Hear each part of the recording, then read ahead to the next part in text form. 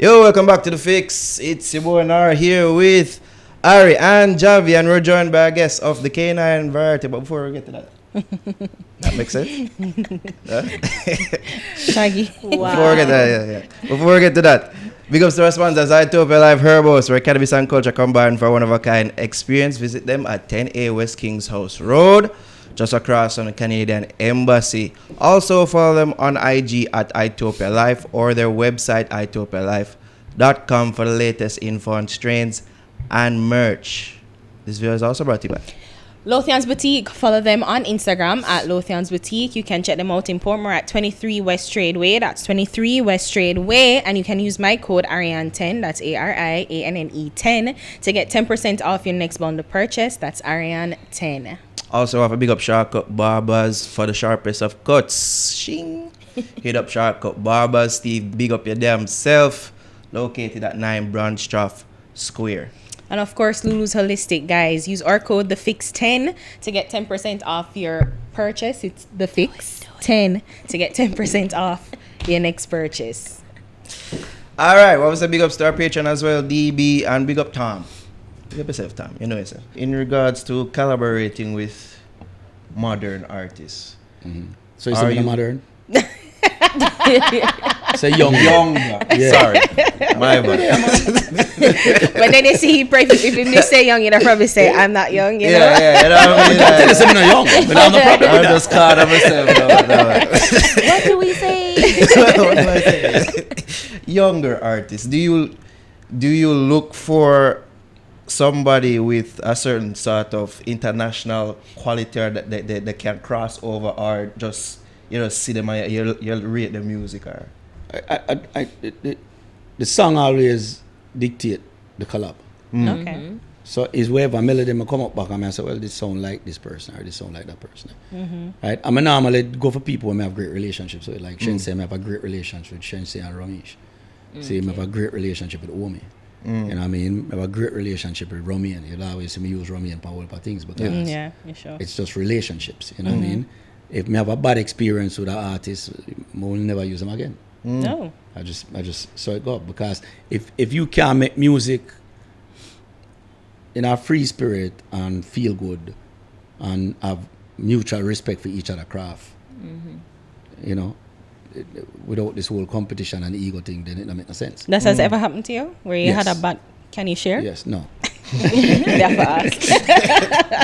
So in regards to work, you say contemporary. You choose the word carefully. Contemporary dancehall artists. You, other than the ding dongs, of course, you look like you have a good relationship. I do tune with anybody. You know what I mean? There's songs that me do and deal with where you don't even know what me do. You know what I mean? In terms of right and production? Right and production. Okay.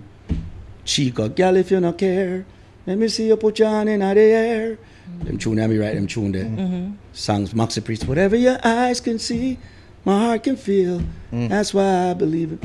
You produce him album. Yeah, right. Got nominated. Grammy, right. Yeah. Produce songs like Slow Motion, Vibes Cartel. Recently, that rhythm, that whole rhythm. Yeah. Recently, mix up with Sasko was also, you know. So, Conscience, co-write,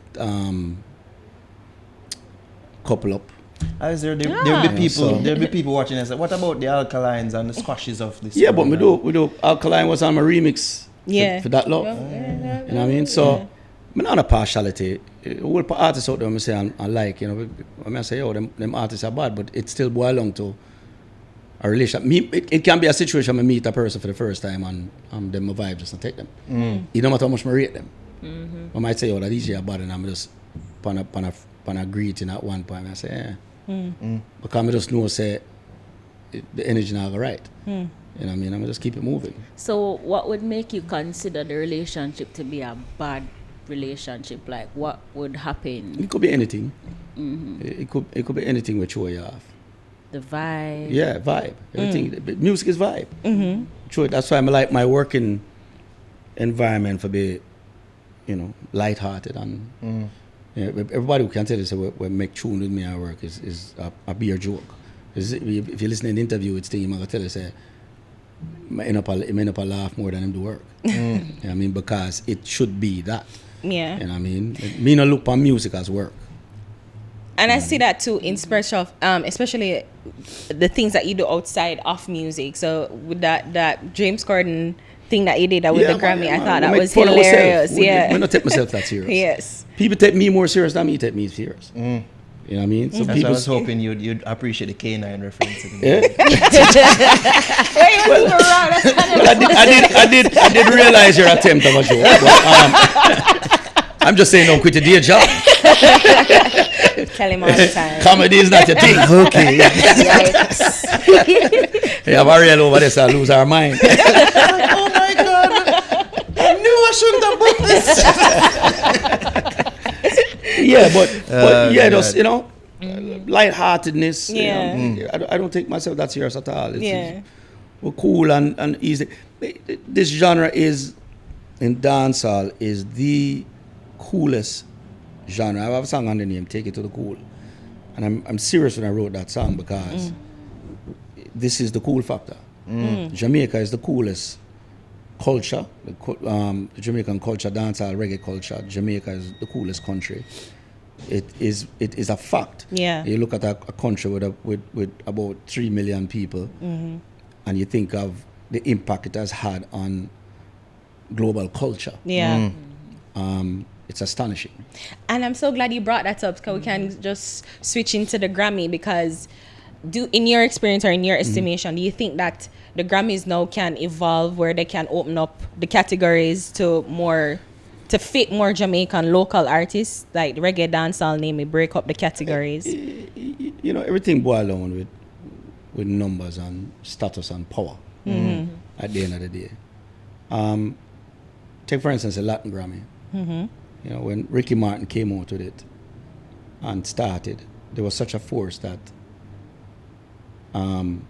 they had to now create a Latin Grammy based on what Ricky Martin, Enrique, Shakira, Mark Anthony, J-Lo, all of them did. Now it's gone into reggaeton, which is, you know, you talk people like Daddy Yankee and all of them. Pitbull. Yeah. Well, not people not really so much, but you know, J Balvin and all of these guys, which they had their issues with the Latin Grammy not accepting reggaeton as part. I don't know if you noticed that last year was a big demonstration amongst the whole of them and them. The Latin man them. So everybody have them fight and them battles and you have to go through.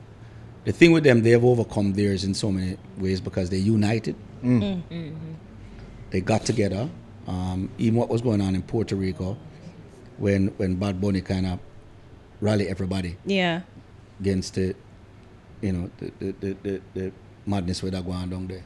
With the political brother or the mayor or whatever we want him. They unite. And they found out there was you know, strength in numbers with them. It's the same thing in strength in numbers with us. The dancer, it's hard for dancehall to have an argument or reggae to have an argument with the Grammys, with Billboard, with Spotify, with Live Nation, when we're the lowest streaming genre. You know what I'm saying? Though the coolest, everybody has robbed from us, taken from us. When you look at reggaeton was birthed out of dancehall.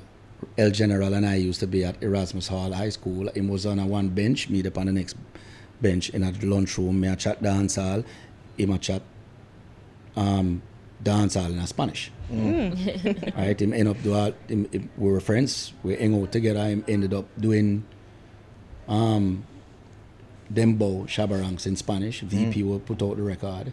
It became a massive record. His stardom was born. And if you check right now, the reggaeton sound that they use, the same drum that they use, is called Dembo. From the Shabarangs record, Dembo, which was created by Steely and Clevie. Oh, history And that's lesson. the birth of reggaeton. Okay. Right? When I used to go to Africa every year for years, and we would play with to stadiums, Africa's main music was dancehall.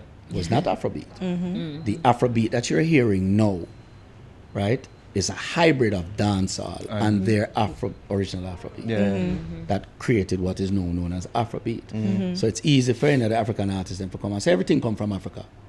Maybe so, and I agree with you, but we have perfected it. Yeah. You know what I'm saying? So, and made it popular. You know what I mean? So it's a sort of chicken and egg type of thing. Yeah, Right. so them, you know, and it's We and arguable. them, You and me and the Afro man, we are about it from now till tomorrow morning. It's all love. You know what I mean? But me as a man, me there about long enough to know the history. Some of the man them argue with me them when me I make music, them in them nappy.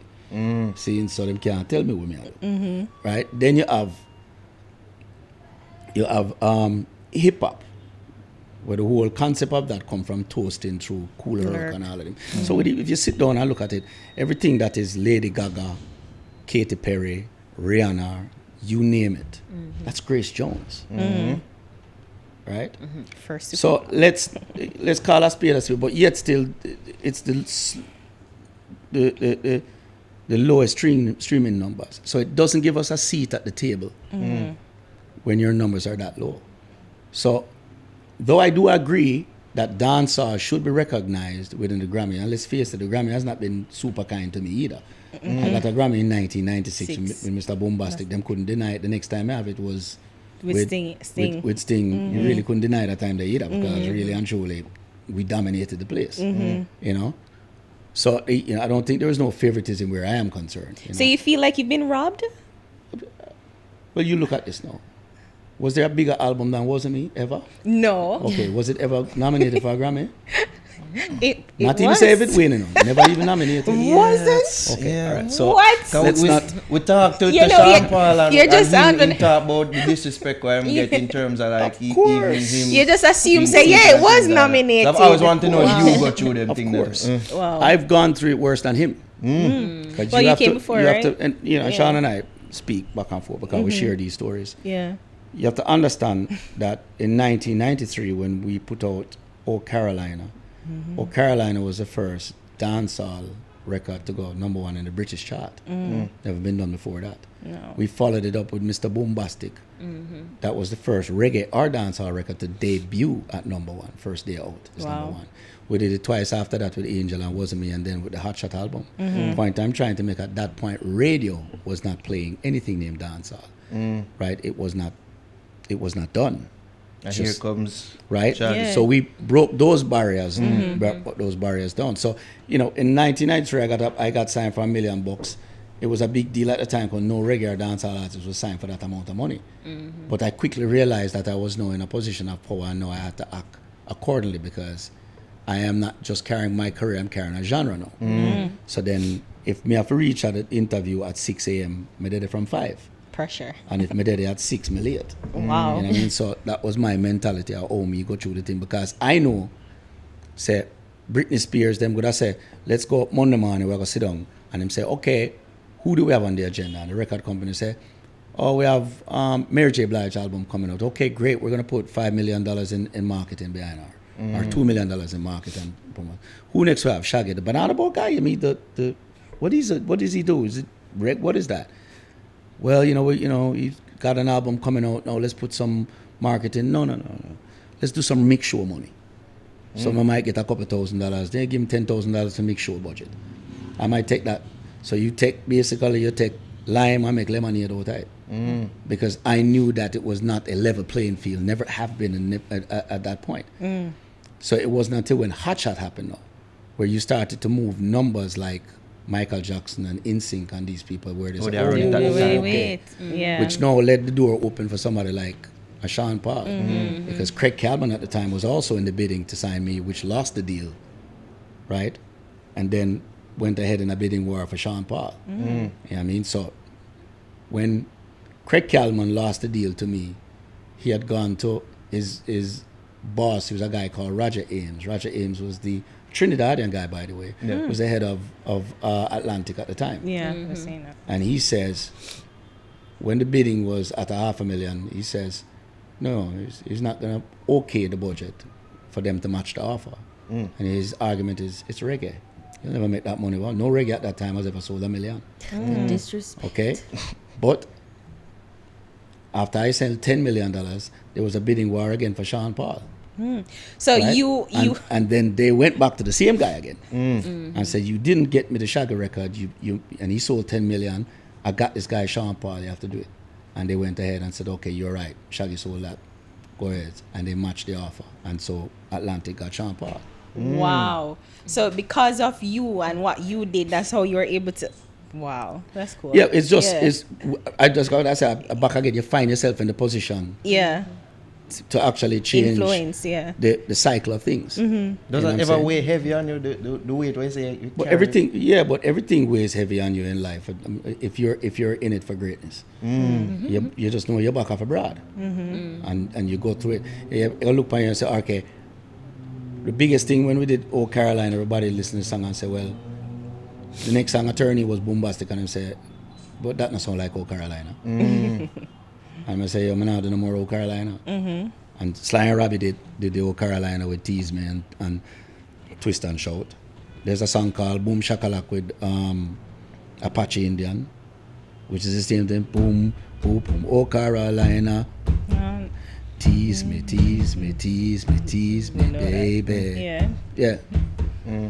Wine your body, wiggle your body. It's the same beat. Yeah. You know what I'm It saying? is. And they were all number ones. Yeah. But I just refused not to do it again, and they all call me difficult and what. Wow. And when I turned in a song called Bombastic, they must say, no sound like that. And it became a B-side of Summertime, which they thought was the main record. But then Bombastic debuted at number one because then it was also in the Levi's Hearts. But in testament to the song, Levi's Heart wasn't in America, and it ended up being a number one record there too.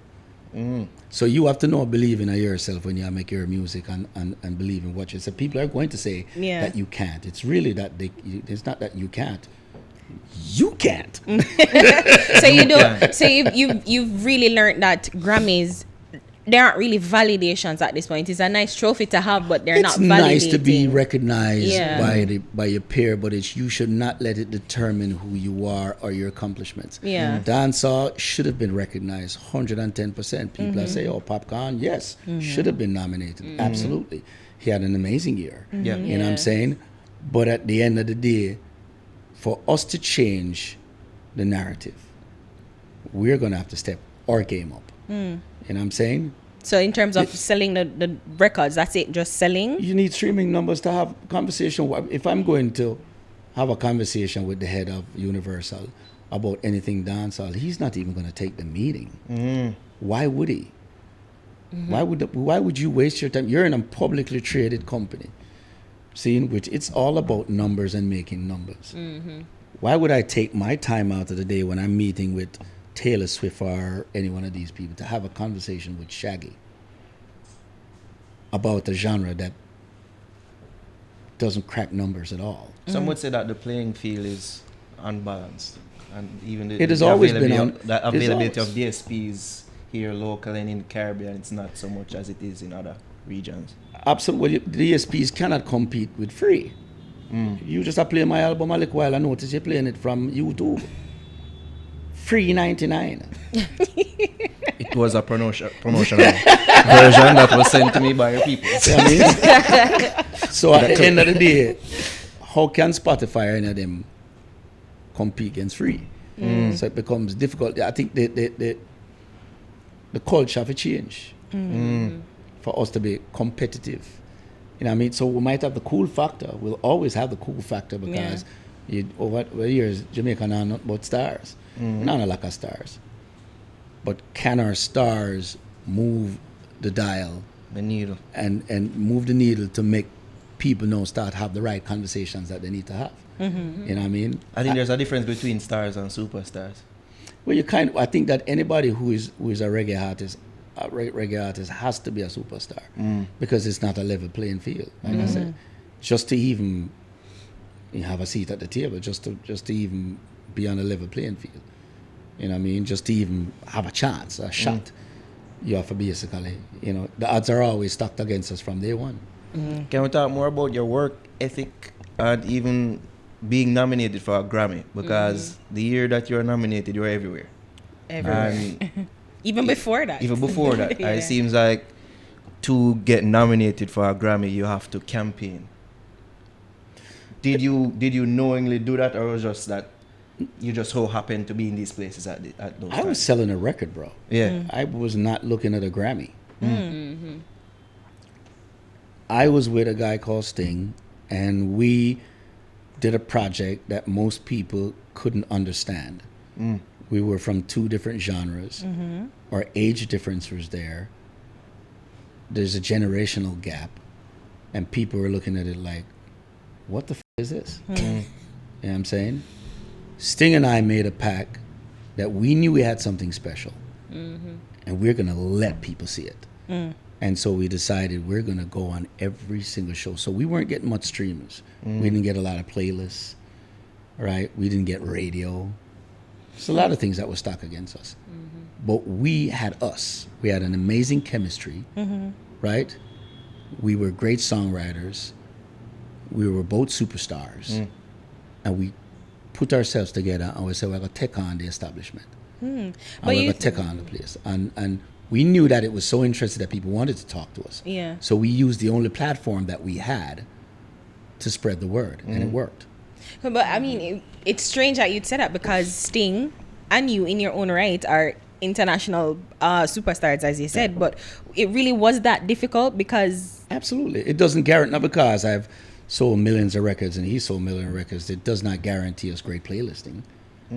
Doesn't do all of that. You so the have to- cachet that you build up with isn't worth. There's a lot of artists that are out there. They also have youth on their hands. Okay. You know what I mean? Youth is a big part of it. So I try to keep my finger on the pulse by keeping a lot of young people within my circle. And I bring a lot of my knowledge to a lot of the new stuff that they're doing and create a hybrid of it. What you hear on that Christmas record is a hybrid of, you know, you have Shane who sang, and some of these guys are like young producers. But I bring that classicness to their kind of new wave style of beats and production, right? And come up with a hybrid of what you're hearing. You know what I'm saying? So I keep myself, my finger on the pulse. I listen to things that I might not even like. You know what I mean? I listen to the first top 10 records, you know, every month or every week. You Top know, 10 Billboard? Yeah, Okay. I'm just listening to where that's hot. I got kids. I get into that. But they got youth. You'll have artists that, because they're hot and they're young and they're now, them can't make garbage and you're gonna love it. Because they got the fans are behind them. They got numbers. You know what I mean?